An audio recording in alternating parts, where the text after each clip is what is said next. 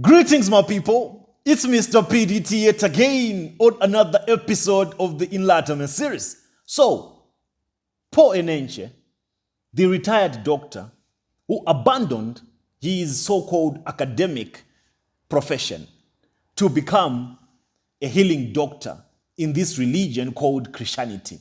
He performs a lot of miracles and he has made masses believe that he has the gift of performing healing miracles. Most of you popularly know him as the crutches man, because in all his deliverance sessions, he's always carrying crutches. He's always parading himself with crutches. But there's little evidence as to where are the people who were using those crutches or those wheelchairs. The only proof that we have that a miracle took place are the pictures that we have seen all over the internet of him carrying crutches. Hence, is well known. He's synonymous with crutches. Paul Enenche's name is synonymous with crutches. Whenever you talk about crutches, the first name that comes to my mind or to any Nigerian's mind is Paul Enenche. So, recently, he invited the ambassador of Israel to come and maybe do an inspection or to just come and just show him what he is doing in Nigeria at Dunamis. And the ambassador mocked everything that Paul Enenche has put in place. Mocked Paul Enenche's magnanimous building. Do you know Dunamis, the Dunamis church, the structure? It has a capacity of more than 100,000 seater. But before we get into detail, I want you to listen to what the ambassador of Israel said. If what he said does not change your mind or does not provoke some critical thinking in your perspective with regards to what these churches stand for, then you are literally beyond redemption. There's nothing else we can do to enlighten you. But I want you to listen. I want you to listen. After listening to this video, after listening to what the ambassador of Israel said to Paul Enenche and his wife, I hope you'll be transformed. I hope your eyes will open. Without further ado, listen to what the ambassador had to say. From the tip over here to the tip, there is 274 meters. That's very much. I mean, I wouldn't tell my children that, because my children would say, "What a waste! Why don't we turn it into football pitch?" That would be there. They'd be like, "Let's clear out there. Can we come and play football? We'll put the goal there and the goal there." You have this proof, and the concept is. I think Becky Enenche, the wife to the doctor, did not understand what the ambassador just said. The way she is laughing, I do not know if, but you know what? Afterthoughts. I think Becky knows that this whole thing is a joke. I think sometimes Becky and Paul, when they are alone, they literally look at each other and start laughing. And start laughing at the masses that they are deceiving. And start making jokes and fun of Nigerians, of gullible Nigerians. Because what the ambassador said was not a joke. But Becky took it as a joke. But Paul himself, he sensed it. He stopped a bit and he quickly skipped that subject. And he started telling him about some of the schematics of the Dunamis church. Let's look at the statement that came out of the ambassador's mouth. I will not show this to my children. I will not show this to my kids.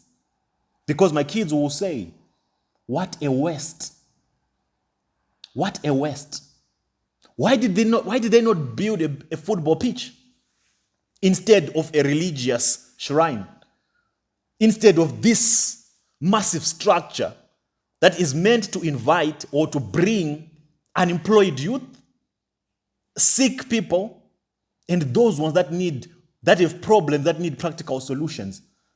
Do you know what a football pitch could have done for Nigerians? Do you know the revenue that a football pitch could have brought to the nation, could have contributed to the GDP of Nigeria? Oh, but there is a church, right? And all the profits from that church, they are going to Paul Enenche. The excess profit, he built schools. And the profits from those schools, they come back to his pockets. He might be looked as someone who is a philanthropic man, but all these profits are being remitted back to Paul Enenche and back his pockets. But gullible Nigerians won't see it. They are blinded by religion. They think that the religious structure is enough to offer solutions to the problems that they have. And over the years, these men have been benefiting and profiting and making millions at the expense of gullible masses. Do you know who built that structure? It's definitely not Paul Enenche, because Paul Enenche is a retired doctor. He abandoned his academic profession. Do you know who built the stakeholders of that Dunamis entire structure? The poor masses in Nigeria, the gullible ones. Those ones who have come up with their tithes, with their offerings and their contributions. They are the ones who have built that structure. And all the profits coming from this structure, they are being invested in the future of Paul Enenche's children. His daughter recently had a wedding. Did you see the ring? The wedding rings. They are worth something that can be invested in some, a business initiative that can profit or create employment for the unemployed Nigerian youth. But our gullible religious Nigerians or Christian believers, they can't connect all these dots. They can't see. If Paul Enenche had built or invested in a medical research facility, do you know how much he could have helped the Nigerian society? Do you know how much he could have helped those ones that do not have access to medical facilities in Nigeria? But he left that profession to become a miracle healer, to become a religious leader. I know the gullibles will come and defend and say, no, he was cold. He did this for us. He did not do anything for you, my people. You need to wake up. He did it for himself. Who's benefiting? He has a chopper right now. He apparently has some different academic institutions. He probably has a private jet and multiple mansions, investments in overseas, huge sums of money in offshore accounts. The future of his children is secured. Paul Enenche's children, they will never suffer. Paul Enenche's grandchildren will never taste poverty. But you, my people that are watching me, I know there are Chukwuebukas right there that are about to comment nonsense in the comment section, that are about to start telling me that I'm too carnal, I don't understand spiritual things. Well, Chukwuebuka, let me tell you something. Your children's children, they will always suffer. Your children will not inherit anything from your investments that you have put in Paul Enenche's shrine. Your children will always grow up to experience the tough side of life. They will experience the reality of life because you do not make practical decisions. You did not decide today with the mind of how these decisions you are making today will implicate the lives of your children. The money you have given to these shrines is money you would have invested in business. But you decided to partner with heavenly things because that's what they tell you, that they are heaven investments. That's what religion has done. Religion has sold you a narrative that do not worry about the material things of life. Do not worry about accomplishing material things in life. Do not worry about being a millionaire. Focus on heaven because you enjoy. You lie on beds of gold in heaven, which is a direct conflict to the true message of Christ. Christ never promised us a heaven that is beyond death. Christ told us that, behold, the kingdom of God is at hand. All you have to do is to seek it and his righteousness, and everything will be added unto you. They will not preach that message of the kingdom. They will never dare to, because it wakes you up. It will make you stop giving money to these shrines. But they would rather teach you doctrines that are parallel to the true message.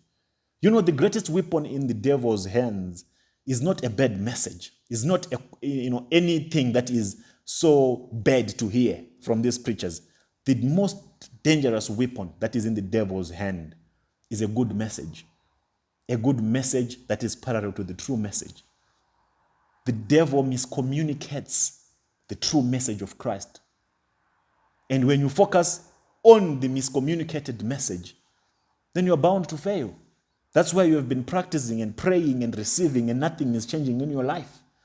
Because the message that you received It's not the true message that should set you free or that should get you or have you to have access to the abundance in the kingdom of God.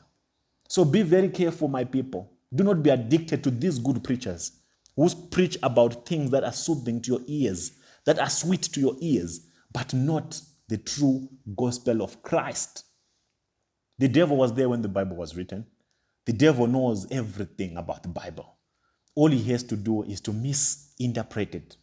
And how does he do it? He uses these greedy men to come and further his agenda and lead you astray so that you can remain gullible for the rest of your lives, so that you are always in need, so that your problems never get solved.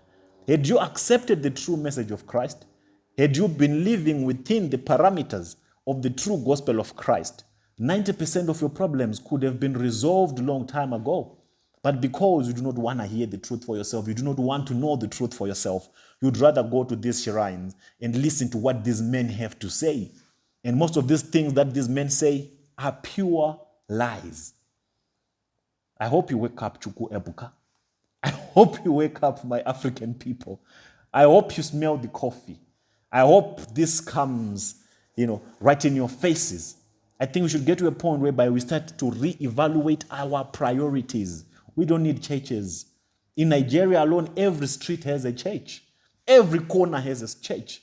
But people are still in poverty. People are still going through the most.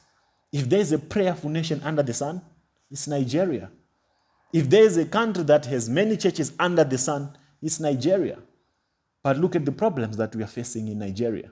Look at the wars. Look at the crime that we have in Nigeria. So to what aid are these churches? What are they benefiting the society other than ripping off the gullible masses?